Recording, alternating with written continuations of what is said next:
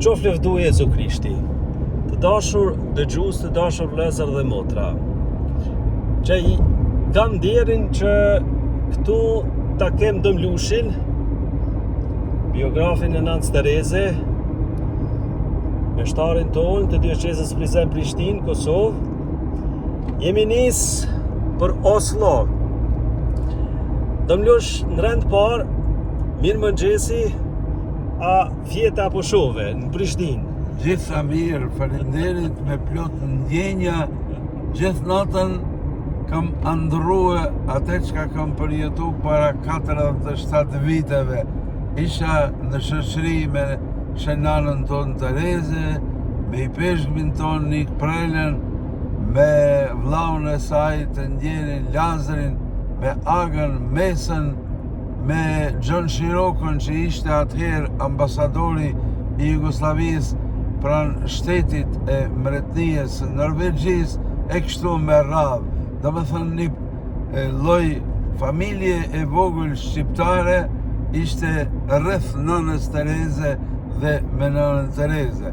Dhe pas 47 viteve do të shkojmë atje për mua për tri kujtimet e mia dhe për të dëshmuar gojarisht me jetën time, me shërbimet e mia, me 18 libra që ja kam kushtuar jetës dhe veprës së saj, sidomos me veprën e fundit, e cila në Itali ka një jehun të jashtëzakonshme.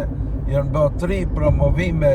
Promovimi kryesor ka qenë në Campidoglio, do me thonë selia e qytetit të Romës dhe selia e shtetit të Italijës, ku në nivelet më të lartat u vlerësua se këto 47 vite nuk kanë kaluar bosh dhe se porosia, trashëgimia dhe jeta e Nanës Tereze, e sidomos porosia e saj, vazhdon në mënyrë krejt të posaçme për ne shqiptarët.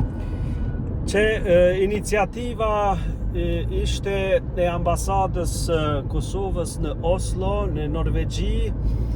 Me çfarë ndjenjash Dëmlush po e kujtoni, ju e tha domethënë 1979 kur e ka marrë çmimin Nobel, dhe po është edhe 10 vjetori i lumnimit të Nanës Tereze nga Papa Francesku. Me çfarë ndjenjash po nisemi në këtë rrugtim sot? Ndjenjat janë të përzira mes nderimit, falënderimit, kujtimeve, projektimeve të ndryshme, sepse në një moment kur populli shqiptar ishte pothuajse në terr absolut, Shqipëria ishte hermetikisht e mbyllur dhe në diktaturën e tmerrshme dhe dorën gjakësore të Enver Hoxhës, ku një pjesë e madhe e klerit tashma ishte eliminuar, sidomos kleri i lartë i peshkvit, kur shumë meshtar gjindeshin në përburgje. Kjo ma kujton ngjarjen të cilën e kam dëgjuar prej gojës dhe prej zemrës e prej menjes së ndritur të Visargjitit, të shkrimtarit ton me famë tashmë jo vetëm shqiptare, por edhe botërore, i cili jeton në Chicago, në Amerikë. Ai ishte atëherë në burg, ishte i ri, por ishte në burg për arsye se nuk shkruante sipas diktatit të diktatorit, do me thënë ta lartësonte figurën e tij, ta lartësonte partinë komuniste, nanën e popullit shqiptar, t'i lartësonte vlerat e Bashkim Vllazënimit, që ishin fjalë të bukura, por s'kishin kurfar përmbajtje. Ai në burg, në lushnje, i numëronte ditët aty këtu kur kishte ndonjë mundësi, shkruante ndonjë poezi, apo e mbante në mend që nëse dal dhe jam gjallë, atëherë ta shkruaj poezien prej burgut. Një burgosën, nuk dihet se si, kishte dëgjuar nëpërmes një radios se një morgesh katolike shqiptare e mori shpërblimin Nobel për paqe. Dhe kur dolshin 5 minuta pushim për tu aerosur dhe për të pirë ndonjë cigare apo për nevoje fiziologjike, ky njeri ju afrua Visargjitit edhe tjerëve dhe po i thot: Visar, kam dëgju një lajm, si e kam dëgju, ashtu edhe po e them. Një morgesh katolike shqiptare me prejardhje prej Kosovës dhe Maqedonisë e ka marrë shpërblimin Nobel. U nalën dhe të habitur, të mahnitur nga kjo porosi, nga ky lajm, Visargjiti e gëzoft jetën e shëndetin e pas gjithmonë frymëzim. Ai e ka komentuar në mënyrën më të bukur. Tha, nëse kjo është e vërtet, atëherë ne shtuam. Dhe kështu me të vërtet edhe ndodhi dal nga dal edhe me Shqipërinë, edhe 11 vite u desht me prit që të bje muri i Berlinit, e dal nga dal gjitha muret tjera. Ne ishim në fazën e nisjes së proceseve të ndryshme, ishim në përgatitje për 81-shën, pastaj mos t'i harrojmë vitin 90, ku ishin pajtimet e gjaçeve, ku u themelu shoqata humanitare bamirëse Nana Tereze me emrin e saj për ta ndëruar dhe për ta pasur një frymëzim të jashtëzakonshëm. Pastaj krijuam sistemin paralel shkollor dhe shëndetësor. Gjitha këto ngjarje ndodhen në hijen e asaj çka ishte nobelizmi i Nanës Tereze.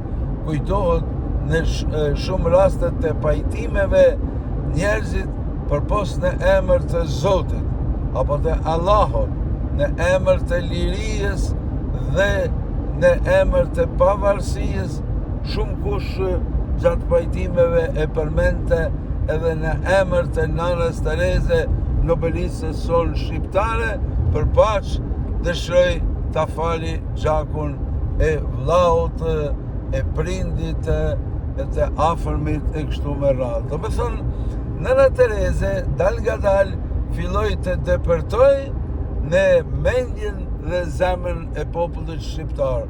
Unë mundova me monografien time të parë, të cilin po ashtu e botova në vitin 81, sepse me patën thënë qarqet diplomatike që ishin atëhere kryesisht komuniste në Jugosllavi, mos u gut me libër, prit se së shpejti Nana Tereze do të merë shpërblimin Nobel. Këto ma pa të thonë, tashma i ndjeri Petar Skert, i cili ishte drejtori general i Oslobođenjes, ku unë e botoja dritën që ishte revista jonë mujore në Sarajevo. Ashtu edhe bëra, prita, i mlodha krejt dokumentet, fotografi të ndryshme dhe një kapitull të veçantë jashtova librit Shpërblimi Nobel i Nanës Tereze për paqe. Që pra, të dashur vëllezër dhe motra, dëgjues të Radio Maris, është një moment i mirë, besoj edhe për ne shqiptarët, kudo që jemi, t'i rikujtojmë këto gjana, këto ndodhi që vërtet kanë ndiku dhe po ndikojnë edhe në atë shikimin e popujve tjerë ndaj popullit tonë shqiptar nëpërmjet Nanës Tereze. Është vërtet kënaqësi që na kanë ftuar edhe ne si Radio Mari me qenë një medium, ashtu të themi, edhe për këto ngjarje mi transmetue për me u bashku, në kuptimin për me marrë pjesë në gëzimin e kujtimeve.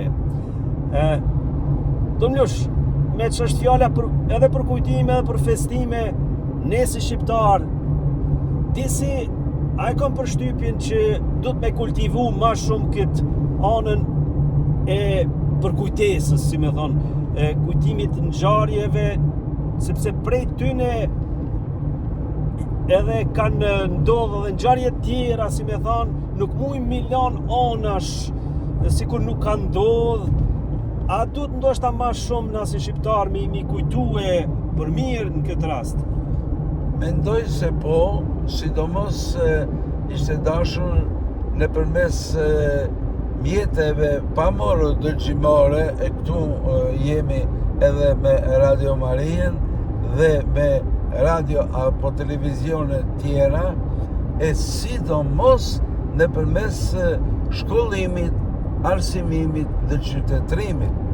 Qysh të qerë dhe ishte dashur që Nana Tereze të paraqitet si një model i përsosur i vlerave dhe virtyteve, sepse tashma nuk shtrohet pyetja a ishte apo nuk ishte shqiptare.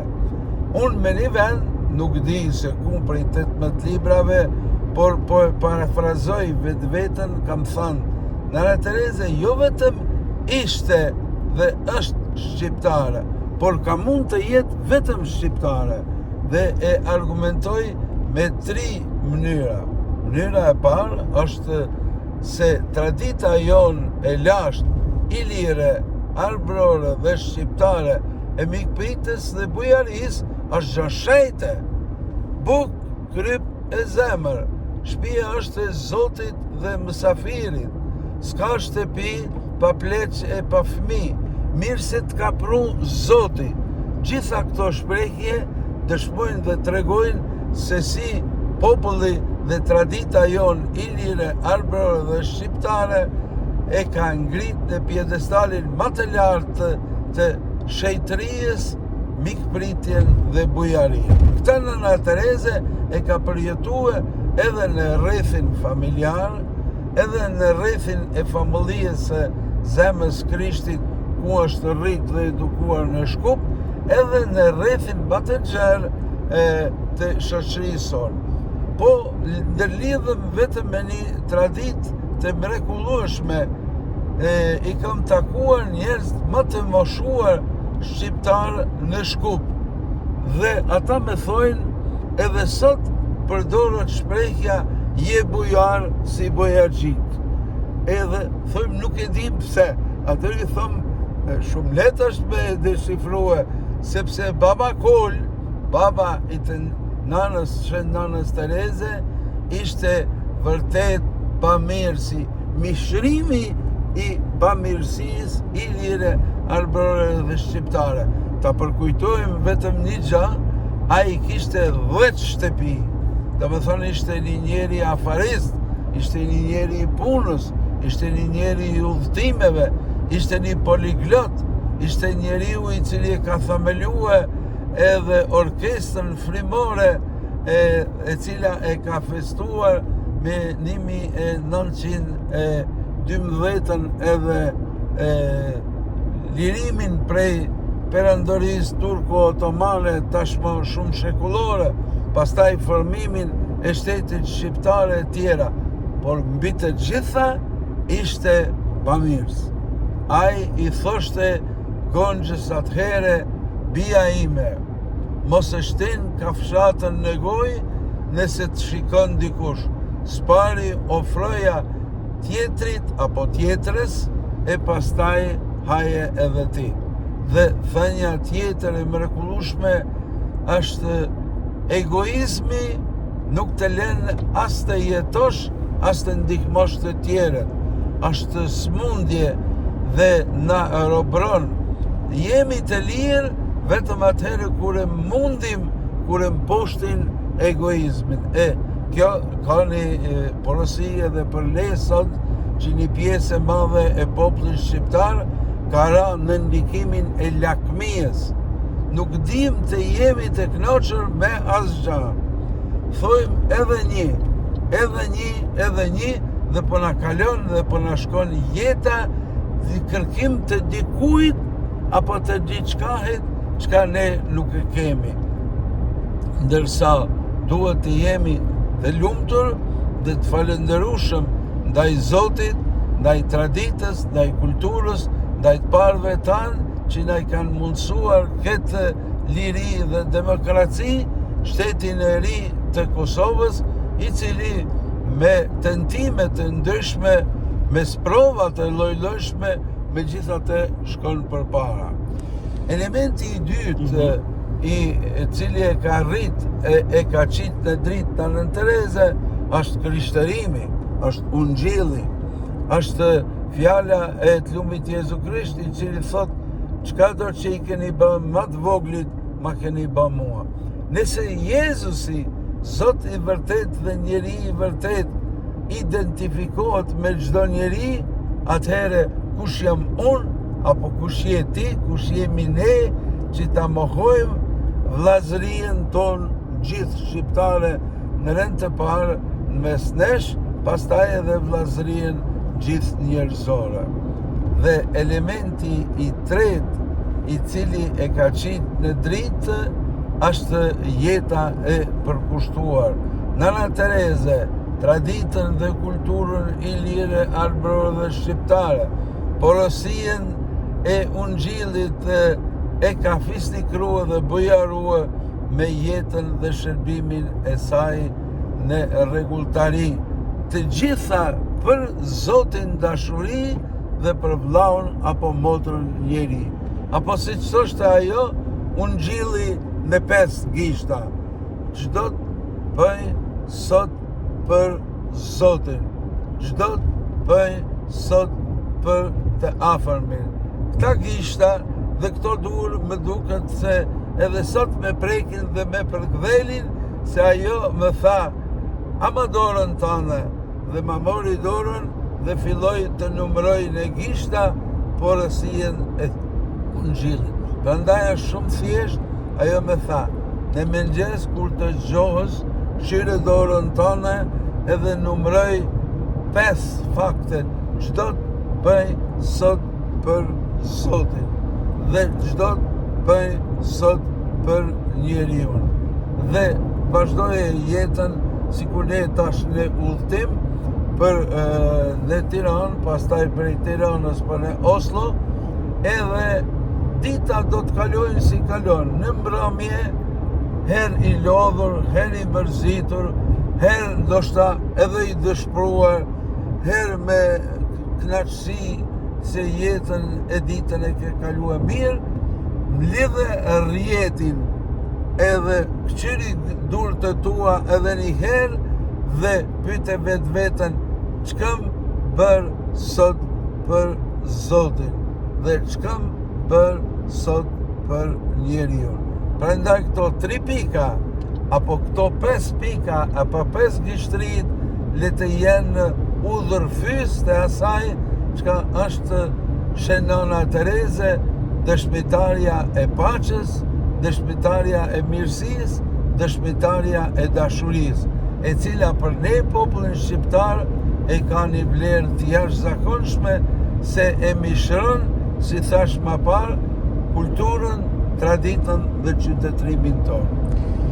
Donush, dëshiroj me shfrytëzu momentin sepse ju keni kontakte me shumë njerëz, keni shkruani, jo vetëm do me thënë me pa popullin tonë shqiptar brenda territoreve tona, por megjithatë është mirë me pa veten edhe perspektive pak më të lartë, ashtu me thonë. Është më intereson gjitha këto vite që i keni kalu, si e sheni popullin shqiptar, ku ndodhemi si popull, çfarë potencialesh kemi, edhe eventualisht në një vlerësim të juaj në gjendjen aktuale, shoqërore në përgjithësi kështu. Populli shqiptar me shekujt e tërë ka qenë një popull i përndjekur dhe i martirizuar, qysh në fazën e parë ilire kemi qenë në sundimin e perandorisë romake.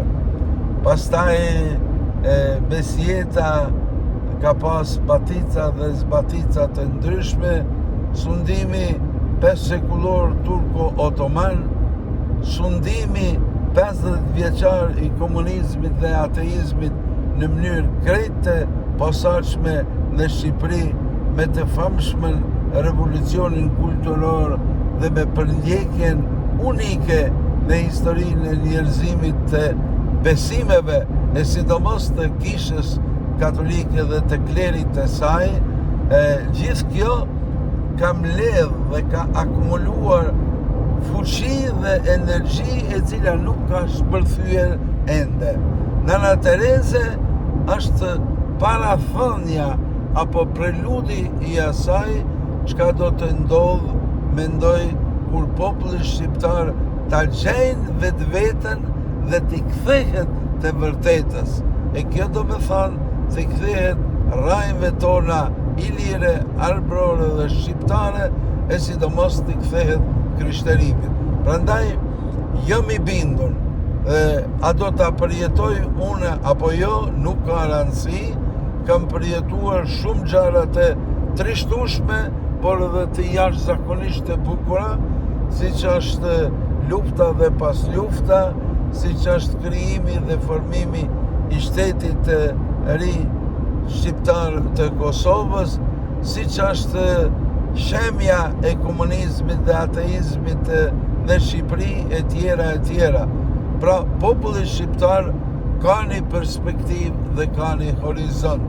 Sot, ma tepër se kur, mund të jemi ne jo vetëm me Gjergj Kastriotin, Skënderbeun, herojin ton kombëtar dhe me Shenanën Tereze, me Shqiponjën Dykrelshe, do të thoja, e cila i ka këto dy figura të cilat bota na ka lakmi, e jo bota vetëm shqiptare, por bota në tërësi, mendoj se do t'i japim një kontribut edhe për veti edhe për tjerë.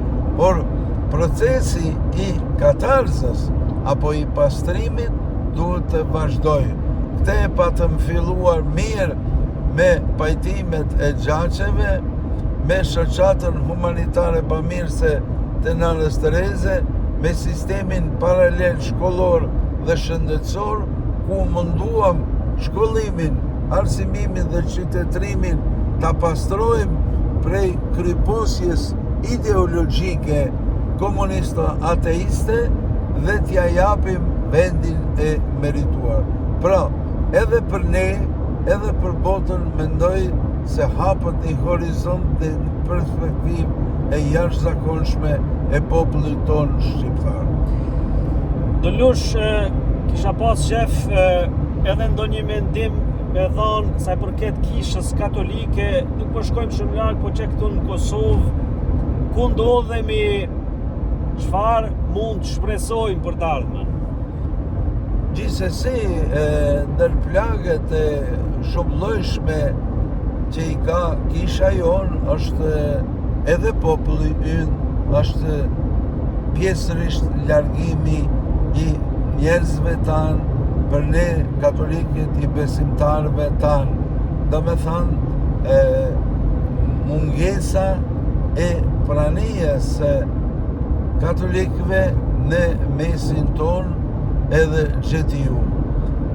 Jemi në botë ende mjaft kompakt. Misionet tona e kanë një rol të dyfisht, të ruajnë identitetin kombëtar dhe të ruajnë e të thellojnë përkatësinë e krishterë. Tash jemi para proceseve të cilat shkurtimisht do t'i përmendi vetëm. Feja tradicionale është e luhatur, është në rrezik. Dikush që ka qenë i krishter, apo musliman, apo besimtar, pa dallim se kanë qenë të partë e ti, ajo gjithnjë më pak ka vlerë dhe ka forcë për të përballuar gjendjen aktuale. Prandaj, ajo çka është e traditës, e kulturës dhe qytetrimit, është mirë të ruhet, por është brum. E brumi nuk hahet, por brumi duhet të gatuhet, të bëhet bukë, e eventualisht bashkë me bukë të kemi edhe elemente tjera. figurativisht kështu duhet ta bëjmë edhe ofertën që na jep Zoti. Atë ta fisnikrojmë, ta bujarojmë me vlera dhe virtyte kombëtare, por mbi të gjitha të krishtera.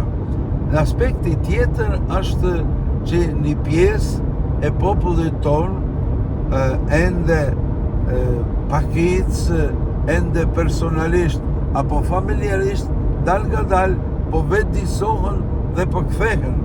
Po thojnë rrajt e mia janë ilire, janë arbrore, janë shqiptare dhe janë të krishtera, sepse mos të harrojmë një të vërtet të madhe, të cilin e kam thënë disa herë edhe në televizionet tona, pa kishën katolike në popullin shqiptar, pa paraardhësit tanë prej Buzukut, Bogdanit, Budit e deri në ditët tona, nuk do të ekzistonte as populli shqiptar, as gjuha shqipe.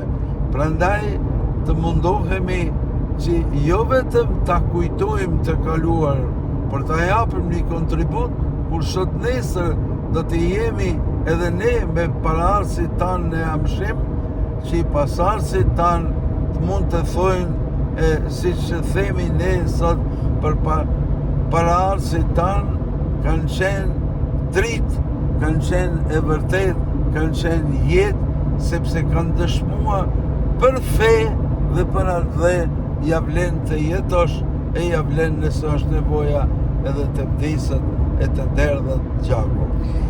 Dënush që edhe ne jemi klerik, edhe vërtet e konsiderojmë, si me thonë, normale me promovu edhe vlerat adhetare, ju e përmendet edhe gjitha ata personalitet, ata klerik katolik që kanë kontribu vërtet edhe në arsim. Dhe më thënë, ne e shohim si diçka që e kena dhe si mision, ashtu me thonë, fen edhe kombin. Sot a jemi të sfidum ndoshta ndryshe për dalim që po e zom Pjetër Bogdani ose dikush tjetër ndonjë klerik. Cili kishte me qenë ai misioni sot që duhet me theksu na si klerik, kështu me thonë, se sigurisht parimisht jemi të thirrur mi shërby Krishtit me përhap ungjillin, por kjo nuk shkon apo jo pa vetdijen edhe kombëtare, identitetin kombëtar. Gjithsesi, rrethanat kanë ndryshuar dhe vazhdojnë të ndryshojnë. Sot kombëtarja në botë është dobësuar, është krijuar një lloj internacionalizmi, edhe enciklika e fundit e Papës Francesku, Tutti Fratelli, të gjithë vëllezër, e ka pikërisht këtë dimension, që do me thonë dal nga dal po zgjerohen perspektivat e horizontet. Mirë po, ne si popull ilir, arbror dhe shqiptar, mase 5.000 vjet jete dhe veprimtarie, nuk e kemi përfunduar ende procesin e rilindasve tanë, sepse rilindasit tanë janë ata të cilët e kanë pas një vizion, një vegim, do të thoja, profetik, dhe kanë thënë me Vasopas Shkodranin, po e citoj, feja shqiptare është shqiptaria. Do me thënë, feja mos tjetë një element i ndarjes dhe i përçarjes mes të popullit, se Vasopasha ka qenë një katolik shumë i bindur dhe larg saj që e ka zhvlerësuar apo anashkaluar. Unë Vasopashën, let me falin Zoti dhe ai nga amshimi, e kam parafrazuar, feja shqiptarit le të jetë dashuria. Qëllimi është ky. Ne sot nuk duhet të hekim dorë as për elementeve kombëtare, as për elementeve fetare, por duhet të gërshetojmë në atë mënyrë që ungjilli të paraqitet si tërheqës.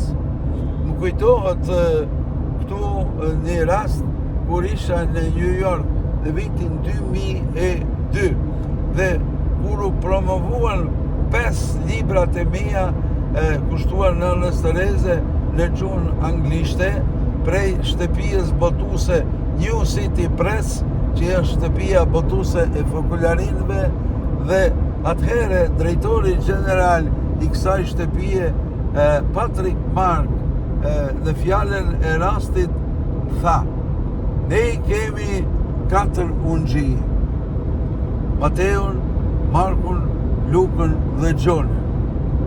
Fatkeqësisht, tha, shumë katolik e shumë të krishterë as që ju din emrin, nuk kanë lexu asgjë prej saj, por fatbarësisht e përfundoi e kemi ungjillin e pestë, që është Nana Tereze, dhe atë ungjill e njohin edhe ata që i besojnë, edhe ata që nuk besojnë. Dhe këta kam vërtetuar edhe unë me vizitën time që ja kam bërë në vitin 89 Nanës Tereze në Kalkut dhe në rreth, ku ata thëshin Zoti i Nanës Tereze. Ishin hinduist e budist, ishin afër 300-400 vajza të cilat i kishin thënë Nanës Tereze: ne duhem të jemi si ti. E Nana Tereze kishte thënë: në rregull, ju atëherë merrni shpirtin e shërbimit dhe shpirtin e flijimit dhe shpirtin e dashurisë. Dhe ato ishin hinduiste, por e lutshin Jesus of Mother Teresa, Jezusin e Nanës Tereze. Prandaj sot e kemi një mundësi ta paraqesim në dritën e tërheqjes se asaj çka është ungjilli. Ungjilli nuk është diçka e së kaluarës, nuk është për oda, nuk është vetëm për biblioteka apo për arkive. Ungjilli është porosia e jetës, porosia e fesë, porosia e shpresës dhe dashurisë. Prandaj neve mbeshtarve në mbetet kjo detyrë që nëpërmes jetës sonë, nëpërmes shkrimeve dhe botimeve tona ta paraqesim edhe një herë dritën e Krishtit, që t'jemi drita e botës, që t'jemi krypa e botës dhe që t'i përgjigjemi rrethanave apo sfidave të jetës së sotme. Prandaj sot nuk kemi nevojë ma të polemizojmë, sepse jemi një popull që kemi lindur praktikisht në prizmën e asaj çka është krishterimi. Rrallë popull, unë nuk ma i men një popull që e ka formulën e pagëzimit si shkronjën e parë, ndërsa ne e kemi atë. Prandaj dashtëm apo s'dashtëm, unë këtë tezë e kam shtruar Kahmoti, që ishtë në vitin 1981 në Londër, në kongresin e parë të psikologëve të Evropës, kur kam folur për pagëzimin kulturor. Pagëzimi kulturor do me thënë vlerat dhe virtytet para slave apo para islamike janë, si thash më parë, ilire, arbrore, shqiptare e mbi të gjitha të krishtere. Donush, s'po muj pa e përmen me gjitha të se kohët moderne, tash edhe mediat, po qesin çdo gjë në sipërfaqe, edhe të mirën, por edhe mendimet papjekura, mos them edhe ignorancë se përket popullit ton, fesë ton, e kështu me radhë. A duhet kemi frikë për diskutimeve, por edhe ti qesmi në shesh disa mangësi, them kështu, si njerë, se çdo populli ka edhe të mirat edhe të këqijat, pra që mos ikim prej disa dobësive ose disa gjërave të papërpunume si popull, që të forcohemi në kuptimin edhe dialogut, po them, bisedave, por mos të ikim edhe disa temave delikate, sepse besoj e kemi atë potencialin mi përballu edhe mu largu pastaj do frika, kështu si me thonën, qoftë hajt po them kështu konvertimeve, kohëve të fundit, por ose atyre rrymave që po vinë prej jashtë Kosove, që populli vetë po e sheh që nuk është kjo e natyrshme, nuk është, si me thonë, përputhje me shpirtin e shqiptarit. Por, cila kishte me qenë një lloj, një rrugë e shnetshme, që edhe mos mi mbyll syt, por edhe mu ballafaqu me një frymë të mirë, që si popull të ecim përpara, që të formohemi disi shnetshëm. Gjithsesi, ne duhet të jemi të pranishëm. Kudo që është jeta në rrezik, aty duhet të jemi ne, thoshte Shënana jon Tereze. Ky parim është shajt, është ungjillor, që do me thonë kudo që ndodh jeta, aty duhet të jemi ne. E ne duhet të jemi në disponim për bisedim, dialog dhe komunikim. Bisedimet ndoshta pjesërisht i kemi arrit. Dialogu është vetëm në fazën e fillimit. Komunikimi mungon në tërësi. Prandaj, ne si Kishë Katolike në popullin shqiptar nuk duhet të frigohemi, nuk duhet të mbyllemi, nuk duhet të barikadohemi, sepse për ndryshe do të jemi Kishë muze. E këtu më kujtohet fraza e mrekullueshme e Shën Gjonit mirë, papës e mirë 23, i cili thoshte ai ka lindë në një fshat të vogël afër Bergamos, edhe kam qenë ajo qesme të ai krue, e ai ka shku shpesh si fëmijë, pastaj si pap e ka përkujtuar atë dhe ka thënë, kroni është i vjetër, por ujit është gjithmonë të ri, sepse ai krue me shekuj vazhdon të jep ujë, por uji është gjithmonë i ri. Në këtë mënyrë duhet të them e të parafrazoj se ungjilli është i vjetër, por Krishti është gjithmonë i ri, dhe shpirti ungjillor na bën edhe neve të ri. Kur njerëzit me pyesin mua, dukesh mirë dhe je mirë, tham jam ma mirë se sa dukem, sepse në shpirt dhe në zemër jam i lumtur se jam i Jezu Krishtit dhe i Kishës Katolike. Prandaj Kisha jon duhet të dalë kudo që është jeta dhe të dëshmoj guximisht. Hiç më larg se mbrëm e patëm porosien e mrekullueshme që na vjen edhe nga Shën Pali, i cili është ungjillëzuesi i paraardhësve tanë. Ai foli për Krishtin e ngjallur dhe atër filloi rogatja e madhe mes farizejve dhe saducejve, dhe deshtën ta shkyjnë, deshtën ta mysin, edhe atëherë ndërhyri edhe pushteti romak me ushtri dhe e nxorën Palin. Palit ju dëftua Jezusi natën dhe i tha, ke dëshmuar guximisht, edhe mos u frigo. Edhe ne duhet i themi edhe vetvetes, edhe Kishës tonë, duhet të dëshmojmë guximisht bukurinë e jetës, bukurinë e ungjillit, bukurinë e krishterimit, sepse populli ynë, edhe pse e ka marrë prej gojës dhe zemrës së Shën Palit dhe nxënësve të tij ungjillëzimin, me batica dhe zbatica që ka pasur, ndoshta nuk e ka shijuar deri në fund çka do të thot të besosh, çka do të thot t'jesh i krishter.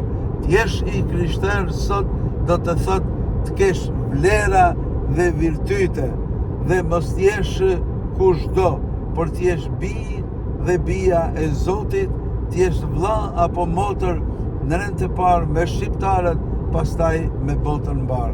Prandaj ungjilli i vjetër me Jezusin e ri, me frymën e re, me botën e re të cilin e krijoi. Dhe këtu duhet të parafrazojmë atë çka e thot edhe historia, para Krishtit dhe pas Krishtit. Ne duhet jemi një histori me Krishtin, jo më pas Krishtit, por me Krishtin, sepse historia jonë, edhe personale, edhe familjare, edhe shoqërore, edhe kombëtare, do t'jetë krejt ndryshe.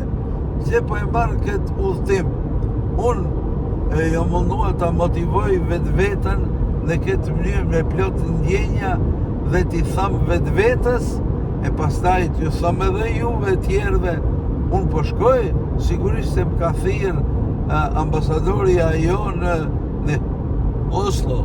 Unë po shkoj se përkujtojmë 47 vjetorin e marrjes së shpërblimit Nobel. Unë po shkoj se e festojmë 10 vjetorin e shejtrimit.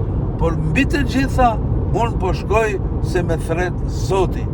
Nuk po shkoj vetëm, por po shkoj bashku me te. Pra, motivimi se çka bëjmë diçka është shumë i rëndësishëm dhe shumë mirë e theksut do m'losh se si shpirti i Zotit është gjithmonë i ri, nuk plaket, e nëse veprojmë me shpirtin e Zotit, atëherë vërtet e përjetojmë edhe atë freskin, pa marrë parasysh se çfarë punë e bëjmë. Çka mund të shpresojmë prej këtij takimi, do m'losh në Oslo, që kemi një bashkësi shqiptarësh, tash ka, se duket edhe katolik, unë për mua është hera e parë një terren i panjohur edhe për sa përket besimtarëve, njerëzve. Çka mund të shpresojmë prej këtij takimi? Do të shpresojmë një gjë, të sigurt, që do të mjellim Nanën Tereze në mendjen dhe zemrën e bashkombësve tanë. Pa marrë parasysh a janë besimtar, a janë musliman, a janë katolik, a janë indiferent. Dhe nga kjo mjellje, dal nga dal shpresojmë se të rritët fara e mirë e Krishtit dhe e Ungjillit, se mos të harrojmë Nana Tereze është bishrimi i asaj çka është jeta krishterë dhe dashuria. Pa dashuri dhe flijim, jeta s'ka kuptim. Dhe Nana Tereze e ka dëshmuar jo vetëm në botën tonë ilire arbrore shqiptare, por edhe në mbar botën, sa bukur është të besosh dhe të jetosh me Krishtin dhe me Ungjillin. Dhe ajo parafrazonte këtë, jam më e lumtur në botë, sepse 24 orë në ditë jetoj me Jezusin dhe për Jezusin. Le të jetë ky moto edhe për ne. Jemi të lumtur sepse jetojmë dhe veprojmë 24 orë në ditë me Jezusin dhe për Jezusin. Kjo do me thënë me vllaun apo me motrën tonë. Qenë se jemi shumë afër kufinit me Shqipërinë, ndoshta për fund do një porosi sa i përket anës Radio Maris këtu në Kosovë, misionit saj, identitetit saj, ku e shihni edhe sfidat, por edhe atë potencialin e saj.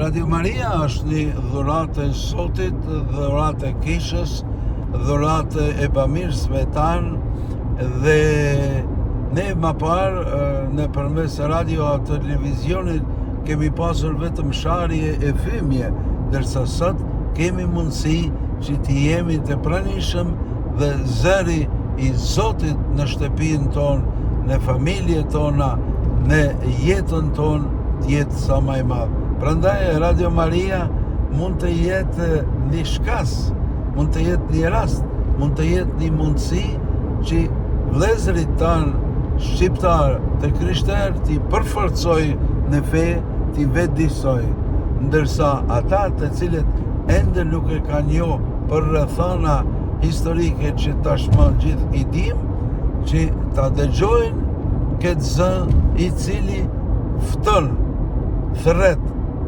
edhe nuk dëshën asken ta gjikojnë dhe të përjashtojnë. Fton, thret dhe pret që të kthehemi vetvetes dhe të vërtetës, që do me thonë në shtëpien tonë të përbashkët që është ati ynë qiellor.